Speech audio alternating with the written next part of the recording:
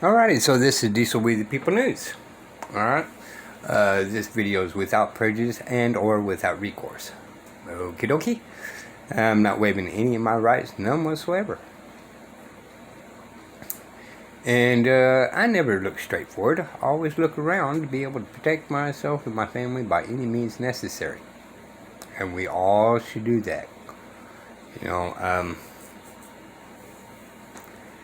even genius don't have it all together. Einstein couldn't tie his own shoes. So always look around and be able to pay attention to the things that's going on around you. Okay? I'm not going to really say a whole lot more about that. Let's just say what this is. This is for every mom and dad out there to listen to, and judges, and especially attorneys, and states, and the federal government, because they are causing conflict of interest in courtrooms of family. And attorneys are actually starting conflicts in a lot of ways. So why don't you mom and dads out there actually start thinking outside the box for the best interest of your sons and daughters? Okay? Quit listening to these corrupt, what would be the key word? Conflict of interest attorneys and judges, because they work for the state's behalf to get more funding, people. Alright? So let's just listen to this guy. Hey, it's James, Father's Rights and Resources, How I Got Custody. I want to talk to you about the number one argument that I would use for equal or shared parenting that nobody ever uses. I never hear anybody ever bring up the elements that I'm about to bring up here. Now, some of you already know I got full custody of my daughter in 2001 without an attorney. I learned how to do this all by myself. I had a couple of father's rights advocates who gave me tips here and there, but they really only gave me about 1% of the information that I got now. And up until this date, I've compiled all kinds of information and done all kinds of legal research and stuff like that, but most importantly, I got a bunch of common sense. So, in Washington in particular, there's a statute that's called the Best Interest of the Child, RCW 26.09.002, and it says that the state recognizes the fundamental importance of the child's relationship with both parents. Both parents are equal, and that this need is for both parents, and that the continued pattern of interaction should continue on unless it's to protect the child's safety or welfare. You can look it up yourself. I kind of paraphrased it. But here's what I would tell the courts. And this is basic common sense. And the fact that attorneys have not developed what I'm about to say shows what have been a bunch of incompetent, incoherent, stupid jackasses. Or, the family court system dominated by radical feminists. The male attorneys or men in the system are a bunch of punk, sissy, limp-wristed, thin-skinned cowards who don't want to fight for guys because it's blasphemous and you don't want to take the child away from the mother. Even though there's no gender in the laws, it says best interest of the child, child's welfare, parents abusive, yada yada. So, where I would start my argument, which I kind of did before, but I've kind of tweaked it and narrowed it down. Now my daughter's graduating from high school, so it's a moot point. But if I was in court, this is what I would argue. Number one, first and foremost, I would tell the judge, Your Honor, everybody knows that the most important thing for a kid to live and survive is food and water and air. What's the most important thing after that? You in the audience, why don't you think of it for a second. What's the most important thing to a kid in their life outside of food, water, and air? It's obviously the security, love, and consistency of both parents in their lives. Every psychologist tells married couples who are together and living together, spend quality time and quantity of time with your kids, even when they're living together. So when a child is broken up or in a broken family, especially if it was a marriage, because no matter what anybody says, children desire the unity and structure of a family. It's a God-given desire. If you don't believe that, it's a natural desire. It's nature's order, period.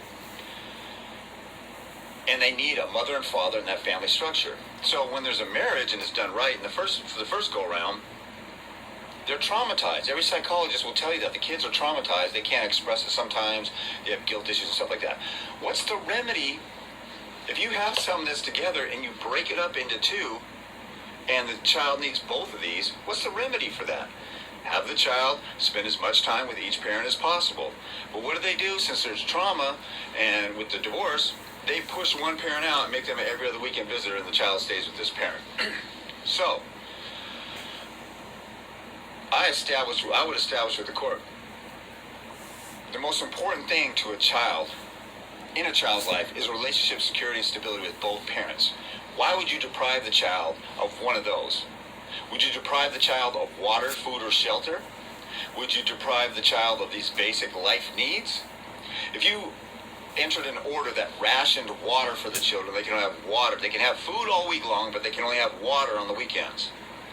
That would be child abuse. If a parent withheld water or food or air from a child, that would be child abuse. So the next most important thing that a child needs in life, I mean, we would call it child abuse if a kid wasn't taken to school maybe, or didn't have some other basic things, or decent clothes when you could afford it. But those aren't basic life needs that are up there. But when you have the parents involved and they care about the kids, those things come with that. That's why the parents are most important. I tell the courts, if you deprive the child of a basic life need, you're injuring the child. And this isn't about the parents per se, it's about the child. So why would you make one of them an every other weekend visitor? That's child abuse, taking a basic life need away from the child. And that psychological, emotional, and spiritual harm that happens, that's not as detectable as like physical abuse or neglect. So it's even more pertinent that you set it up so the child still has that stability. Now, what a lot of the courts say, or a mother might counter and say, oh, well, the child needs stability, like one home. They can't be back and forth. You stupid jackass. So the four walls of a building of your house are more important than the relationship with each parent? You think a kid sits around and says, man, I love these four walls. I'm so glad I'm not seeing my father right now because these walls feel so good. I would blow that crap out of the water if they try and say that. They try and say this building is more important than the people in it and the relationships in it. Here's the other thing. They'll say, well, that's too much back and forth between two households. If you do every other weekend and a midweek visit, the kids are going back and forth every week or twice a week, or 2 times for each exchange, 2 to 4 times a week anyway. So the kid is afraid or not adjusted or has a problem going to the home where the other biological parent is that they're already used to and already have a bond with. This very same courthouse drop kicks children into foster homes on CPS dependency cases. They'll rip them right out of the parent's home, and kids don't care so much if a parent has a drug issue and things like that. They still love their parents. I grew up in an alcoholic family. I still love my dad. When people bashed him, when he was drunk, that wasn't him. When he was sober, that was him, and I loved him. And so people's bashing still got me upset, even when he did us wrong when he was drinking. So that's bullcrap that the children have a hard time going back and forth to the parent that they already love and already have a biological bond with. But you'll drop kick them in a foster care. It's okay if the mother takes them to a daycare and they meet some strangers there and they're forced to be there. And they're forced to be in a school of total strangers that they have to adapt to. And they have to go to that back and forth every single day. See the bullcrap hypocrisy that nobody even thinks of? People should have thought of this. I thought of this like within the first few weeks of my own case. And these attorneys won't even bring this up because they don't want to fight, because if they get $200 an hour going to court and losing for you, and they get $200 an hour fighting for you, blood, sweat, and tears, studying, staying up all night, getting ready for a hearing and preparing, they'd rather get the easy $200 an hour. So that basic life need, I bring up that psychologists, every psychologist out there says spend quality time and quantity of time with the kids. Why would that change?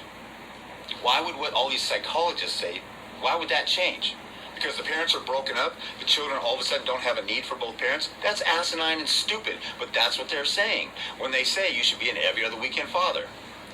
So all their arguments are just blown out of the water. And then there's the laws that say things like the basic the fundamental importance of a child's relationship to both parents is imperative. So why would you have an unequal balance of that basic life need? Oh, because they got to go out of the way. They got to go out of the way anyway, whatever visitation exchange you have. And then if the court comes in and the court says, well, that's harmful to the child, where'd you get that from? If a lawyer says that, where'd you get that from? From a seminar you went to? Because some effeminate, feminized male punk of a psychologist who's paid by feminists to tell everybody that and brainwashes the judges? You went to that type of seminar?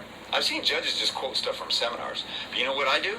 I look at the evidence rules and I say, Your Honor, you're not allowed to testify. And you're sitting here testifying as an expert witness with no personal knowledge. You're not even a basic witness. You don't have personal knowledge of this child, how traumatized this child can be, how the child is bonded or anything. You're testifying on behalf of the child that the child cannot handle going back and forth. How much have you observed the child? I'm here to tell you the child is fine. The child adjusts well. And children adjust well with parents anyway. So under your stupid presumption, all these military people that come home, every one of us has seen a military video where they do a homecoming and surprise the kids and the family. The kids come running to their dads and sometimes moms. And they cling to them. They don't need reunification therapy. They don't need a psychological judgment. They don't need to prepare for the 6-month or 1-year gap they had. They already have a bond with them. They already miss them. They adjust immediately. So under your mentally ill, screwed up, anti-father, presumptuous bigotry, you're saying those military families, those kids should get counseling before they hug their father at the airport, when they go running to them and crying to them. The whole thing is bullcrap. I'd use all those types of things on top of plenty others, including the law that applies in the case. But nobody ever argues this stuff, especially the basic life need and the comparison to food, water, and air being the second most important thing. But I would do that. Were you recently injured? All right. Never, never, never. Look just straight forward. Always look around you to be able to protect you and your family by any means necessary. We need to think outside the box, people. Alright? Just saying. Till next time, do some We the People news. Bye, y'all.